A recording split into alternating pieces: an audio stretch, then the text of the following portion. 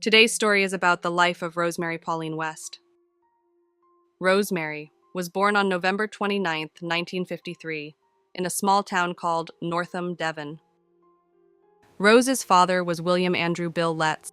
His mother was Daisy Gwendolyn Fuller. Her mother had a difficult pregnancy. Rose's mother suffered from depression and was given electroconvulsive therapy both during and immediately after her pregnancy. Rose had 7 brothers and sisters, with her being the 5th. She was born into a very poor family. After a while, her parents separated. She lived with her mother and attended Cleve School for 6 months, then moved in with her father in Bishop's Cleeve, near Cheltenham, Gloucestershire. Letts's father suffered from paranoid schizophrenia. He was extremely violent and repeatedly sexually abused Letts and her oldest sister, Patricia. With all that Rose was going through, she hit puberty early and became fascinated by her developing body. She would walk naked or semi-naked around the house in the presence of her younger brothers. When Rose turned 13, she would creep into her 9-year-old brother Graham's bed at nightfall and molest him and her youngest brother Gordon. In 1969, at age 15, Rose started working at a nearby bread shop. One day, while she was at the Cheltenham bus stop, she met a man named Fred West. Fred was 27 years old and was well aware that Rose was 15. Initially, Rose was repulsed by Fred's unkempt appearance, but quickly became flattered by the attention he gave her. Rose refused to go on a date with Fred, but allowed him to walk her home. Shortly thereafter, Rose began a relationship with Fred. They began to have frequent visits at the caravan park where he lived with the 2 children from his first marriage. Rose began to take care of Fred's daughters, seeing that they were neglected, and she noted that she wanted to give them care and affection. Within weeks of her first meeting Fred, Rose left her job at the bread shop in order to become a full-time nanny to Fred's children. She made the agreement that Fred would provide her with enough money to give to her parents on Fridays, to convince them that she still had a job at the bread shop. After several months of being with Fred, Rose introduced Fred to her family. Rose's mother was unimpressed with Fred's boastful and arrogance, and correctly concluded he was a pathological liar. Her father disapproved of the relationship, threatening Fred directly and promising to call social services if he continued to associate with his daughter. Rose, however, went against her parents' wishes, prompting them to visit Gloucestershire Social Services to explain that their 15-year-old daughter was having a sexual relationship with an older man, and that they had heard rumors that she had begun to engage in prostitution at Fred's caravan. Rose was then placed in a home for troubled teenagers in Cheltenham in August 1969, and only permitted to leave under controlled conditions. When Rose went home or to visit her parents on the weekends, Rose would always sneak out and go visit with Fred. On her 16th birthday, Rose left the home for troubled teenagers to return to her parents. Fred was serving a 30-day sentence for theft and unpaid fines. When he was released, he got his 2 daughters from social services and Rose, who left her parents' home to move into the Cheltenham flat with Fred. Rose's father made one final effort to prevent his daughter from seeing Fred, and Rose was examined by a police surgeon in February 1970, who confirmed she was pregnant. In response, Rose was again placed into care but was discharged on March 6th, with the understanding she would terminate her pregnancy and return to her family. Instead, Rose opted to live with Fred, resulting in her father forbidding his daughter from ever again setting foot in his household. 3 months later, the couple vacated the Cheltenham flat and relocated to the ground floor flat of a 2-story house at Midland Road in Gloucester. On October 17, 1970, Rose gave birth to their first child, a daughter they named Heather Ann, who people think may have been by Rose's own father. 2 months later, Fred was imprisoned for the theft of car tires and a vehicle tax disc. He got 6.5-month sentence. Rose, having just turned 17, looked after the 3 girls.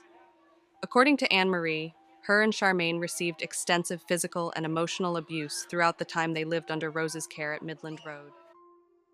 On March 28, 1971, Rose took Charmaine to the Gloucester Royal Hospital for a severe puncture wound to her left ankle. This incident was explained by Rose to have resulted from a household accident. Above them in one of the flats lived two girls around the same age, who became good playmates of Charmaine and Anne-Marie. One day in June, when one of the girls named Tracy went to visit Charmaine, Tracy was told by Rose that Charmaine was gone to live with her mother. Rose also informed staff at Charmaine's primary school that the child had moved with her mother to London. Anne-Marie had not seen Charmaine either and also began to ask where her sister was. And Rose told her the same thing she told Tracy, that she went to live with your mother. Fred was released from prison on June 24th. The first thing he did was try to handle Anne-Marie's concerns for her sister's whereabouts by claiming her mother, Rena, had collected Charmaine and returned to her native Scotland. Anne-Marie, who was fully white while Charmaine was of part Asian ethnicity, asked Fred why her mother had collected Charmaine but not her. Fred callously replied, "She wouldn't want you, love. You're the wrong color." Catherine Rena Costello, Charmaine, and Anne-Marie's mother, tried to stay in contact with her children on each occasion she and Fred separated. She hadn't heard from the children and began to worry. August 1971. Catherine visited Fred's family in Muchmarkel, Herefordshire, to confront them about where her children are and how they are doing. Fred's sister-in-law, Christine, later said that Rena was depressed and extremely anxious about her children. Shortly after Catherine was provided with Fred's Midland Road address, she immediately went there to confront him and demand custody of her daughters. Unfortunately, that was the last time anyone would see Catherine again. It is believed that murdered by strangulation, possibly in the back seat of Fred's Ford Popular, and likely while intoxicated. When Rena's body was discovered, a short length of metal tubing was found with her remains. That left a possibility she had been restrained and assaulted prior to her murder. The body was extensively dismembered, placed into plastic bags, and buried close to a cluster of trees, known as Yew Tree Coppice, at Letterbox Field. What Catherine went there for is to check on her children, not knowing how far and how dangerous Fred and Rose really are, and that her life would end. She also would never know that her daughter Charmaine would also have the same fate. Rose is believed to have murdered Charmaine shortly before Fred's prison release date of June 24, 1971. She is known to have taken Charmaine, Anne-Marie, and Heather to visit Fred in June 15th. Charmaine was killed on or very shortly after this date, as well as forensic odontology confirming that Charmaine had died while Fred was still incarcerated. Rose had initially hid Charmaine's body in the coal cellar of Midland Road until Fred was released from prison. He later buried her naked body in the yard close to the back door of the flat, and he remained adamant he had not dismembered her. A subsequent post-mortem suggested the body had been severed at the hip. This may have been caused by building work Fred conducted at the property in 1976. Several bones, particularly patella, finger, wrist, toe, and ankle bones, were missing from Charmaine's skeleton, leading to the speculation the missing parts had been retained as keepsakes. On January 29, 1972, Fred and Rose got married. The ceremony took place at Gloucester Register Office, with Fred falsely describing himself as a bachelor on the marriage certificate. Fred and Rose didn't invite any family or friends. Several months later, Rose got pregnant with her second child. The couple moved from Midland Road to an address nearby, 25 Cromwell Street. Initially, the 3-story home, located close to Gloucester City Centre, was rented from the council. Fred later purchased the property from the council for £7,000. To many of the upper floor rooms, Fred converted them into small rentals to supplement the household income. To maintain a degree of privacy for his own family, Fred installed a cooker and a wash basin on the first-floor landing.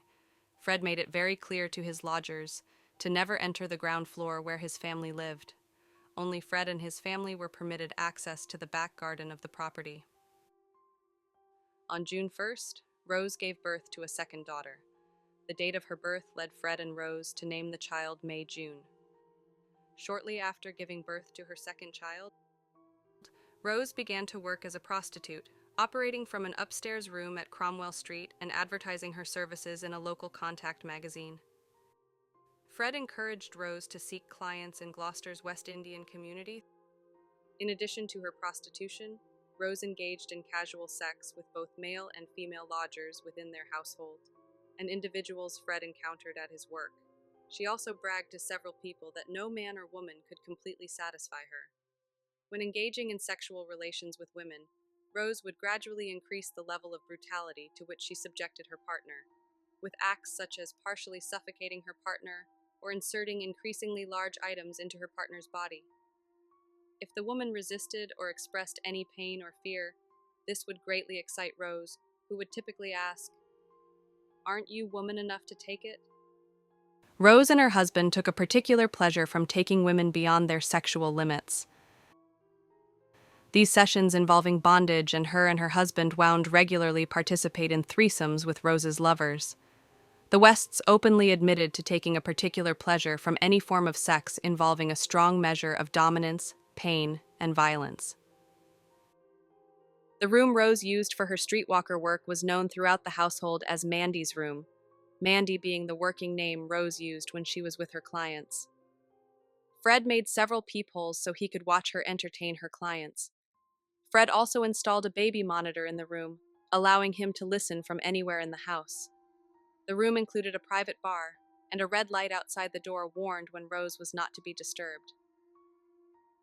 Rose carried the sole key to this room around her neck, and Fred installed a separate doorbell to the household for her clients to ring whenever they visited.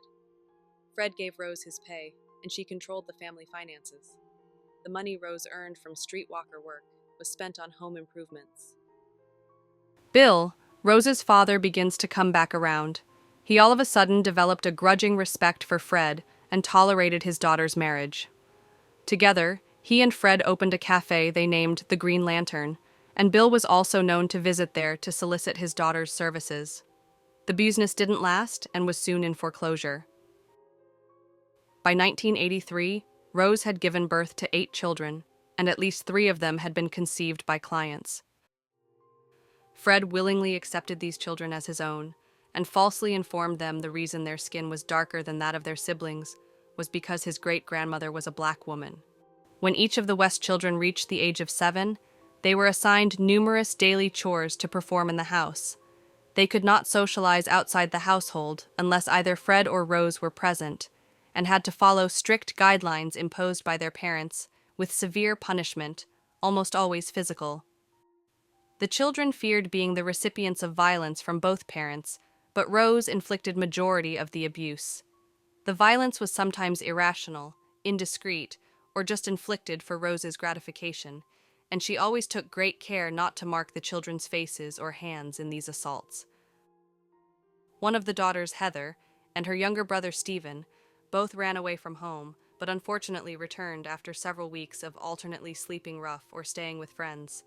They were each beaten upon their return. The West children were admitted to the casualty units of local hospitals 31 times. The injuries were explained as accidents and never reported to social services. On one occasion, Rose chased Fred with a carving knife. Fred was able to run into a room and shut the door. Rose lunged at him with the knife, and the knife embedding itself in the door. 3 of Rose's fingers were cut down the blade, almost severing them from her hand.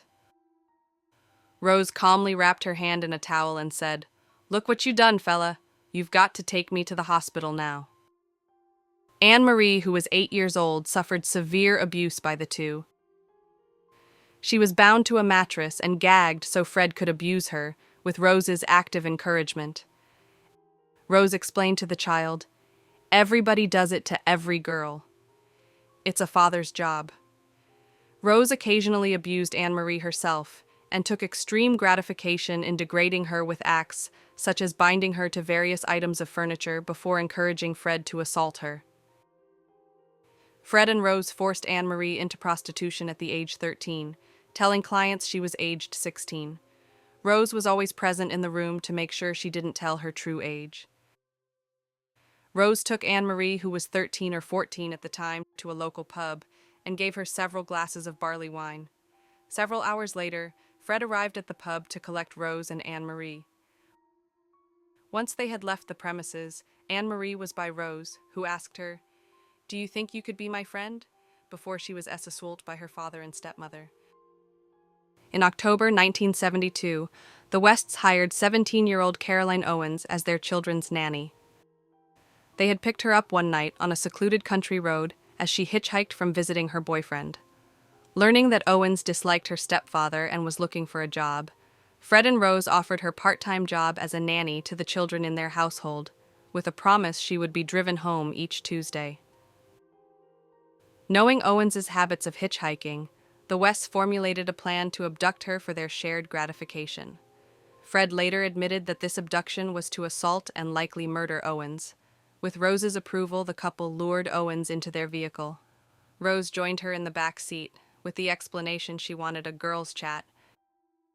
Fred threatened that he and his wife would keep her locked in the cellar and allow his friends to abuse her, and that he would bury her body beneath the paving stones of Gloucester.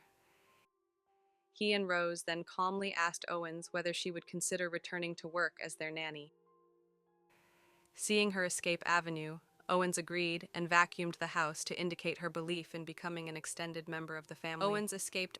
Later that day, Owens's mother immediately reported her daughter's story to the police, and the Wests were arrested and charged with assault, indecent assault, actual bodily harm, and rape.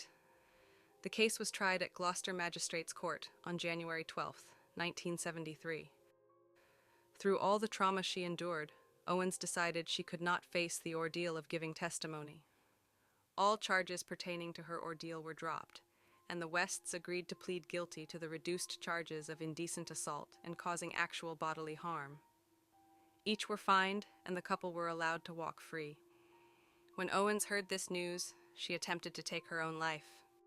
On August 6, 1992, Fred was arrested after being accused of assaulting his 13-year-old daughter 3 times, and Rose was arrested for child cruelty. Fred was even charged with 2 further murders committed before his association with Rose. After his arrest in February 1994, the police found that the patio at Cromwell Street was the body of the West's daughter, Heather, who was murdered in June 1987 after being abused by her parents all her life. This case against them collapsed on June 7, 1993, when their daughter refused to testify in court. All 5 of the West's younger children were removed from their custody to foster homes. This case brought to light the disappearance of Heather, who had not been seen since 1987, and triggered the major investigation that followed.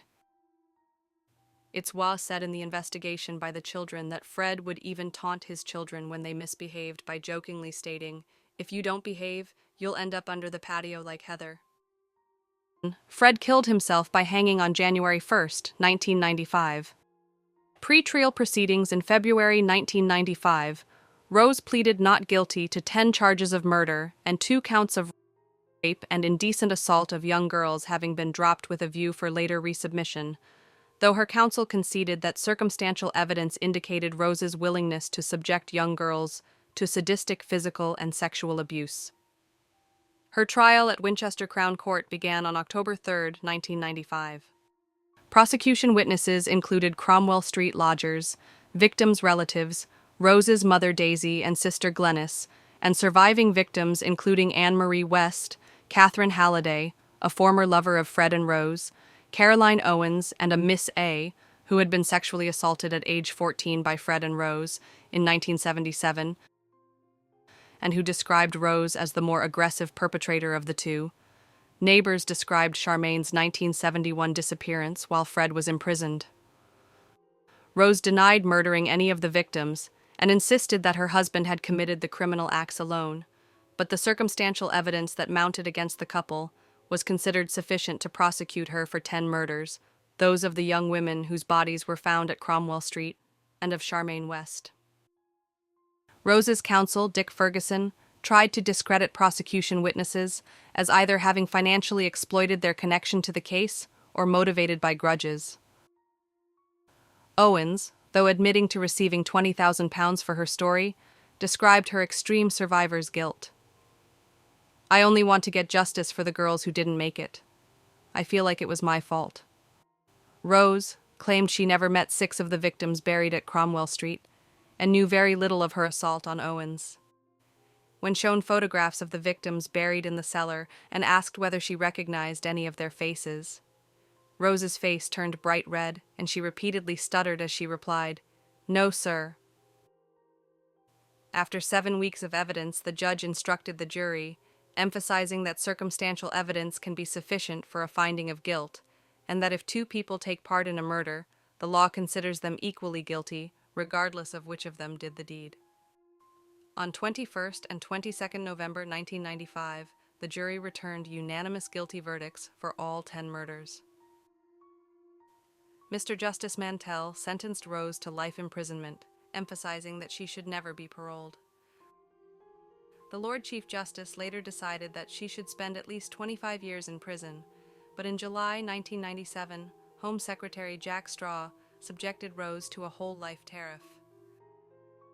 This was the second instance of a whole life tariff imposed on a woman in the UK in modern times, the first being serial killer Myra Hindley in 1990. Immediately after being found guilty, Rose did an appeal against her 10 murder convictions with the Court of Appeal, claiming that her husband, who had confessed to police during questioning that he had murdered up to 30 people, had committed the murders single-handedly. She claimed that she had also been victimized by Fred, and that she tried to prevent one of the sexual assaults. On March 18, 1996, however, the Court of Appeal refused to consider her application for an appeal to be heard.